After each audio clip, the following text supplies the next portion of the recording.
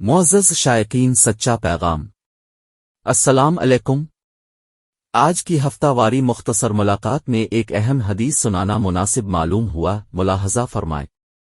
हज़रत अबू हुरैरा रज़ी अल्लाह अन्हु से रवायत है, वो कहते हैं कि एक शख्स ने हज़रत नबी अलैहिस्सलाम से अर्ज़ किया कि मुझे कोई नसीहत करे।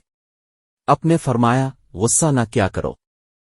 उसने ये सवाल बार बार दोहराया और अपने यही फरमाते रहे कि गुस्सा न किया करो। मुअज़्ज़ज़ ख़वातीन वज़रा, इस हदीस को सुनने के बाद हमें गौर करना चाहिए और जायज़े लेना चाहिए कि हम अब अमली ज़िंदगी में इस हदीस को दाखिल कर चुके हैं या नहीं। Narrated, Abu Huraira, that a man said to the Prophet, Sallallahu alayhi wasallam, advise me. The Prophet said, do not become angry and furious. The man asked the same, again and again, and the Prophet said in each case, do not become angry and furious. My dear friends, after listening to this saying of the Prophet, we must think that we are following this saying of the Prophet in our daily life or not.